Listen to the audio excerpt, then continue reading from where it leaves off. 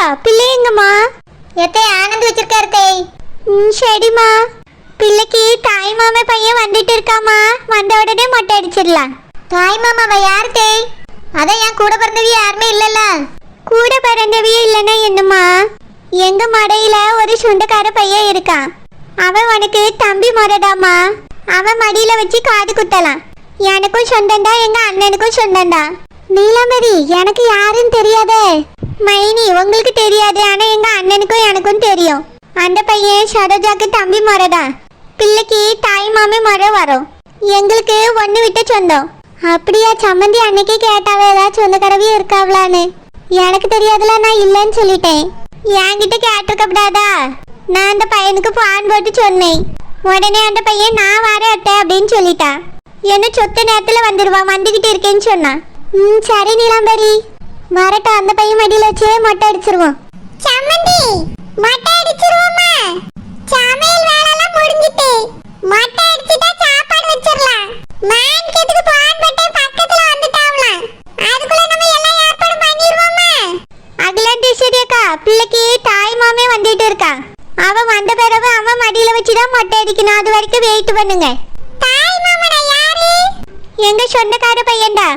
எங்களுக்கு ஒண்ணு விட்ட சொந்தம். அப்படியே அன்னைக்கு சம்மந்தி கிட்ட கேக்கும்போது யாரும் இல்ல, எங்களுக்கு தெரியாதுன்னு சொன்னாவ. எங்க மைனிக்கு அந்த சொந்த பந்தெல்லாம் தெரியாது. அவிய அதிகமா எங்கேயும் போக்குவரத்து இல்லல்ல. நாங்க எல்லா விசேஷத்துக்கும் அவிய வீட்டுக்கு போவோம். அவியெல்லாம் எங்க வீட்டுக்கு வருவாவ. எங்க அண்ணன் கல்யாணத்துக்கு வந்திருந்தாவ, என் கல்யாணத்துக்கு வந்திருந்தாவ. அவிய மவன் தான் இப்ப வந்துகிட்டு இருக்கான். சரோஜா பிள்ளைக்கு தாய் மாமே வரும், சரோஜாவுக்கு தம்பி மர வரும்.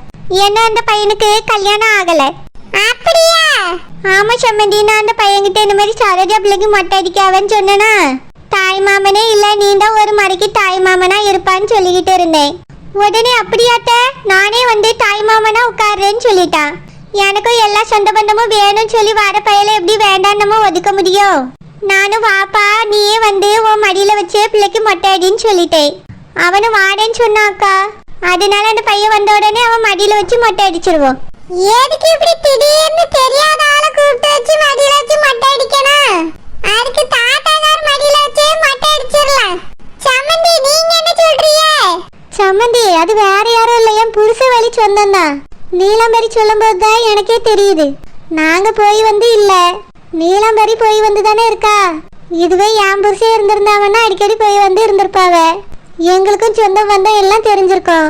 ஆனா அவியதான் இப்ப இல்லல்ல, அதான் எங்களுக்கு எந்த சொந்த பந்தமும் தெரியல. நீலாம்பரிக்கு எல்லாம் நல்லா தெரியும் சம்மந்தி. அந்த பையனே நான் வாரேன்னு சொல்லியிருக்கான் பத்தியலா. அவனே வரட்டும், அவன் மடியில வச்சு மொட்டை அடிச்சிருவோம். ரொம்ப தூரத்து சொந்தம்லாம் இல்ல, ஒண்ணு விட்ட சொந்தம் தானே. சரோஜாக்கும் அண்ணன் தம்பி யாரும் இல்ல, அதனால அந்த பையன் வரட்டும் சம்மந்தி. ஏ காமரி, நீ என்ன சொல்லிய?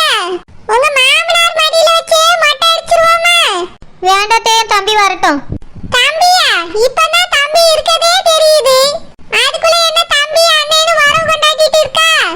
அதான் தெரிஞ்சிட்டுல தம்பி இருக்கான்னு. தம்பி வரட்டும். இல்ல திடீர்னு ஒருத்தர் மடியில வச்சு எப்படி மொட்டை அடிக்கிறது? இது வரைக்கும் போய் வந்தா இல்ல, வந்து போயே இல்ல. ஏக்கா அதுக்கு என்ன, அதான் நாங்க போய் வந்து இருக்கோம்ல. அந்த பையன் வந்த பிறகு பாருங்க. அவிய அம்மா அப்பாவும் வாரேன்னு சொன்னாவ. வேற ஏதோ ரொம்ப அர்ஜென்டான வேலை வந்துட்டாருனால அங்க போயிட்டாவ. இல்லைன்னா எல்லாருமா வந்திருப்பாவ. அந்த பையன் மட்டும் இப்போ வாரான். ஒரு நாள் வேணா குடும்பமா வீட்டுக்கு வர சொல்லி. இல்ல திடீர்னு ஒரு பையன் மடியில எப்படி வச்சு மொட்டை அடிக்கிறதுன்னு யோசிச்சு எல்லாரும் கேட்பாவல்ல. கேட்டா சரோஜா தம்பின்னு சொல்லுங்க, ஒன்னு விட்ட சொந்தம்னு சொல்லுங்க. வேற யாரும் கிடையாது, எங்க பெரியப்பா மாவன் பிள்ளைதான். சரி சரி வரட்டும். நான் கூட இவளுக்கு தாய் மாமா யாரும் இல்ல, கூட பிறந்தவி யாரும் இல்லன்னு நினைச்சு வருத்தப்பட்டுட்டு இருந்தேன். இப்ப யாரோ ஒருத்தர் வாராவ, இங்க எல்லாம் வரட்டும். கொஞ்சம் சீக்கிரமா வர சொல்லுங்க. ஏன்னா சமையல் வேலைலாம் முடிஞ்சிட்டு மாணிக்கு வந்த உடனே மொட்டை அடிச்சுட்டா நல்லது. சீக்கிரமா வரலன்னா தாத்தாகார் மடியில வச்சு மொட்டை அடிச்சிருவோம். அதெல்லாம் அந்த பையன் சொன்ன நேரத்துக்கு வந்துடுவா. நீங்க ஒன்னும் நினைக்காதங்க அகிலாண்டக்கா. சரி சரி. தம்பி வாங்க. என்ன எப்படி இருக்கீங்க? நல்லா இருக்கேன்க்கா. ஃபங்க்ஷன் முடிஞ்ச உடனே சாப்பிடுங்க. சாப்பிட்டுட்டு நம்ம எல்லாரும் கொஞ்ச நேரம் உட்கார்ந்து பேசுவோம். உங்ககிட்ட கொஞ்சம் முக்கியமான விஷயம் பேச வேண்டியிருக்கு. ராசதி ஃபங்க்ஷனுக்கு வந்திருக்கா. சரிக்கா. மைனி, என்னாச்சு? மொட்டை அடிக்கிற ஃபங்க்ஷனை ஸ்டார்ட் பண்ண வேண்டியதானே? எதுக்கு எல்லாரும் அங்கங்க நின்னு பேசிட்டு இருக்காவ? அது என் பியானுக்கு தாய் மாமா வந்துட்டு இருக்கானா. அவன் மடியில வச்சுதான் மொட்டை அடிக்கணுமா. தாய் மாமாவா? அந்த சரோஜாக்கு கூட பிறந்தவி யாருமே இல்ல. சொந்தம் சொல்ல ஒருத்தரும் கிடையாது. அந்த கிழக்காம்பட்டி குடும்பம் மட்டும் தான் சொந்தம்னு சொல்லி சுத்திட்டு இருக்கு. எங்க இருந்து புதுசா வந்தா தாய் மாமே? நான் அன்னைக்கு போய் கேட்கும் போதும் தாய் மாமெல்லாம் இல்ல, கூட பிறந்தவி யாரும் இல்லன்னு தான் சரோஜா அம்மா சொன்னாவே. ஆனா இப்ப என்னடானா ஒரு பையன் வந்துகிட்டு இருக்கான், அவன் மடியில வச்சுதான் மொட்டை அடிக்கணுங்காவ. அந்த கீழ்காம்பட்டிக்காரவியலுக்கு சொந்தக்கார பையனா.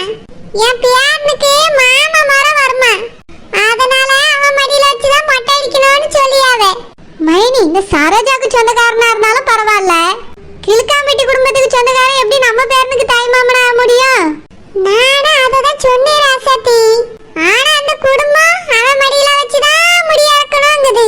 பிள்ளைக்கு வேற மாமாக்காரனே இல்ல, மாமா மடியில தான் வச்சு முடி இறக்கணுமா. நாம சொன்னாலும் ஏடுபடு இல்ல. அந்த கோமாரி அந்த பக்கம் தான் நிக்கா. நம்ம சொல்றதை யாராவது காதுல வாங்கியாவல? மைனி, நீங்க சொல்ல வேண்டியதானே எங்க அண்ணன் மடியில வச்சு கூட மொட்டை அடிக்கலாம். இல்லனா பெத்த தகப்பே இருக்கா, அவன் மடியில வச்சு மொட்டை அடிச்சிட்டு போலாம். எதுக்கு இப்படி அவன் வந்து உட்கார்னா அவன் மடியில வச்சு பிள்ளைக்கு மொட்டை அடிக்கணும்? யார் என்ன ஏதுன்னு கூட நம்மளுக்கு தெரியாது. அது அந்த கோமாரிக்கு அறிவு இருக்கானா? நம்ம சொன்னா கேட்கலாங்க. எங்க அத்தை சொல்லிட்டாவே, அதனால அவன் மடியில வச்சுதான் மொட்டை அடிக்கணும்னு அவளும் தலையில நிக்கா. இந்த சாரஜாக்கும் ஏதோ சொந்தக்காரன் தானே, கிழக்காம்பட்டிக்காரவியலுக்கு சொந்தனா இவளுக்கும் சொந்தம் தானே. என்னவோ சொல்லியாவே. புதுசா எங்க இருந்து வந்து விழுந்ததுன்னு எனக்கும் தெரியல. வந்த பிறகுதான் யாருன்னு பார்க்கணும். மைனி, ஒரு வார்த்தை சொல்லிருந்தா நம்ம வீட்டுல ஏகப்பட்ட சொந்தக்காரவி இருக்காவ. அதுல மாமா வர பையனை பார்த்து அவன் மடியில வச்சு மொட்டை அடிச்சிட்டு போலாமே. எதுக்கு இப்படி ஊர் பேர் தெரியாதவனெல்லாம் கூப்பிடணும்? வீடு ராசாத்தி, கோயில் வந்துட்டு தேவையில்லாம சண்டை தான் வரும்.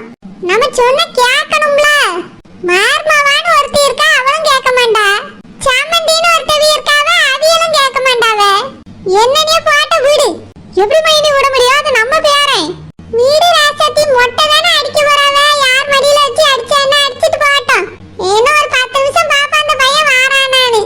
மாணிக்கமா குழந்தை வந்த வரவோ அவன் வரலன்னா நம்ம பேசாம மொட்டையை அடிச்சிட வேண்டியதா யார் மடியிலயாவது வச்சு. சரி மைனி. செல்லமாவும் அந்த கார்லயே வர? ஆமா ராசாத்தி. செல்லம்மா அனுஷ்கா புருஷனும் ஆறாவன்னு நினைக்கேன். அப்புறம் ராசாத்தி, செல்லம்மா வந்திருக்க விஷயத்த புருஷன்ட்ட தப்பி தவறி கூட சொல்லிடாத. என் தம்பியா வந்திருக்கான்னு தெரிஞ்சா கோவப்படுவானா. அதனால இந்த விஷயத்த சொல்லிடாதங்க மைனின்னு என்கிட்ட சொல்லி விட்டா. நான் வந்துட்டு சொல்ல மறந்துட்டேன் ராசாத்தி. நீ தப்பி தவறி கூட இந்த விஷயத்த என் தம்பிட்ட சொல்லிடாத. மைனி, நான் எப்படி சொல்லுவேன்? நான் தானே செல்லமாவை கூட்டிட்டே வந்தேன். அதெல்லாம் நான் சொல்ல மாட்டேன் மைனி. வேற யாரும் சொல்லிடாம பாத்துக்கிடுங்க. சரி ராசாத்தி. ஓஹோ, அவ வந்த விஷயம் என்ன இவருக்கு தெரியாதோ? சரி சரி, நம்ம தெரியப்படுத்திடுவோம். அதுக்காக தானே அவளை கூட்டிட்டு வந்ததே. செல்லம்மா, சீக்கிரம் வாமா. உன் புருஷன் நல்லா தருவாரு, வாங்குறதுக்கு வாமா. ஓஹோ, இவர் இங்கதான் நின்னுட்டு இருக்காரோ? தம்பி தம்பி. என்ன மைனி, மொட்டை அடிக்க ஆரம்பிச்சிட்டாவளோ? இல்ல தம்பி, யாரோ வரணுமா, தான் வெயிட் பண்ணிட்டு இருக்காவ. என்ன குழந்தை, அப்புறம் மாணிக்கம், அனுஷ்கா, செல்லம்மா யாரும் வரல பத்தியல. அவியலுக்காகவும் வெயிட் பண்ணிட்டு இருக்காவ. மைனி, செல்லம்மா வரமாட்டா, அவ வீட்ல இருக்கா. என்ன தம்பி இப்படி சொல்லிட்டீங்க? செல்லம்மா தான் அப்பதே வந்துட்டாளே. என்ன மைனி சொல்றியா? அப்பயே வந்துட்டாளா? ஆமா, உங்க அக்கா வீட்ல தான் இருக்கா செல்லம்மா. அனுஷ்கா, குழந்தை, மாணிக்கம், செல்லம்மா எல்லாரும் ஒன்னாதான் கார்ல வந்துட்டு இருக்காவ. உங்களுக்கு இந்த விஷயம் தெரியாதா தம்பி? அனுஷ்காவும் மாப்பிள்ளையும் வாராவன்னு சொன்னாங்க அக்கா. செல்லம்மா வந்த விஷயம் எனக்கு தெரியாதே. அப்படியே உங்களுக்கு தெரியாதோ? அது ஒண்ணால தம்பி, உங்களுக்கு இந்த விஷயம் தெரிஞ்சா நீங்க கோவப்படுவீல்ல. செல்லம்மா அதனாலதான் இந்த விஷயத்தை உங்ககிட்ட சொல்லக்கூடாதுன்னு சொல்லியிருக்கா. வேற ஒண்ணும் இல்ல தம்பி. நீங்க எதுக்காக இந்த சின்ன சின்ன விஷயத்துக்குலாம் அவன் மேல கோவப்படுறீங்க? நம்ம வீட்டு ஃபங்க்ஷனுக்கு தானே வாரா, வந்துட்டு போட்டோம் தம்பி. அவன் மேல கோவம்லாம் படாதங்க. ஆசைப்பட்டு ஒரு ஃபங்க்ஷனுக்கு வாரா, வந்துட்டு போட்டோம். எதுவும் சொல்லாதங்க தம்பி. சரி மைனி. அப்புறம் அவன் வந்துட்டாங்கிற விஷயத்த நான் உங்ககிட்ட சொல்லிட்டேன், நீ அதையும் சொல்லிடாதுங்க. நீங்க அவன் மேல கோவப்படக்கூடாதுன்னு நான் உங்ககிட்ட சொல்லி வைக்கிறேன். கோவப்படாதங்க தம்பி. சரி மைனி. நான் வீட்ல அவ்வளவு தூரம் அவட்ட சொல்லிட்டு வந்தா அவ வந்திருக்கானா எவ்வளவு தைரியம் அவளுக்கு. அதுவும் எங்க அக்கா வீட்டுக்கே வந்திருக்கா. ஏன் கண்ணுல எப்படி படாம இருந்தாவா? நம்ம வேன்ல போய் முதல்ல ஏறினதுதான் தப்பு. யாரெல்லாம் வரலன்னு அங்க வச்சே பாத்துருக்கணும். அப்படியே அவளை அடிச்சு வீட்டுக்கு துரத்தி விட்டுருக்கணும். கார்ல வராளோ கார்ல வரட்டும், வந்ததுக்கு அப்புறம் தான் அவளுக்கு இருக்கு. இந்த ஃபங்க்ஷனுக்கு வந்த மாதிரியே நம்ம தெரியக்கூடாது. கோயில்ல சாமி கும்பிட வந்த மாதிரியே கோயில் முழுக்க சுத்தி தெரியணும். என் புருஷன் கண்ணில் மட்டும் பற்றவே கூடாது. மொட்டை அடிச்ச உடனே அதுல 4 வாய் சோத்தை தின்னுட்டு உடனே கார்ல ஏறி எஸ்கேப் ஆயிரணும். அவர் வீட்டுக்கு போறதுக்கு முன்னாடி நான் வீட்டுக்கு போயிட்டேன். நான் இன்னைக்கு ஜெயிச்சிட்டேன். ஏய் சித்தி, ஏய் நெட்டச்சி, நான் தான். நீ எப்படி கண்டுபிடிச்சா? ஏன் தெரியாதாக்கா? பார்த்தாலே தெரியுது நீங்க தான் நின்றுட்டு இருக்கீன்னு. இதுல எப்படி கண்டுபிடிச்சான்னு கேள்வி வேற. நீங்க ஒருத்தருக்கு சேலையே தெரியாதாக்கா? ஐயோ தெரியுது. ஏன் சித்தி தெரிஞ்சா என்ன? ஏன் இந்த கோயிலுக்கு வந்தா முட்டாங்க போட்டுட்டு தான் தெரியுமா? அது ஒண்ணு இல்லம்மா, நானும் உன்னைய மாதிரி நல்ல பட்டு சேலை கட்டலாம்னு நினைச்சேனா மறந்து போய் இதையே கட்டிட்டு வந்துட்டேன். அதான் எனக்கு ஒரு மாதிரி கஷ்டமா இருக்கு. மகத்தை மூடிட்டு தெரியறேம்மா. யாரும் கண்டுபிடிக்க மாட்டான்னு பார்த்தா நீ கண்டுபிடிச்சிட்டியே. நான் மட்டும் இல்ல சித்தி, எல்லாருமே கண்டுபிடிச்சிருவாவே. வாங்க வாங்க மொட்டை அடிக்கிற இடத்துக்கு போவோம். ஐயோ இந்த நெட்டச்சியே கண்டுபிடிச்சிட்டா. அப்ப எல்லாரும் கண்டுபிடிச்சிருவாவே, என் புருஷனும் கண்டுபிடிச்சிருவாரே. இப்ப என்ன செய்ய?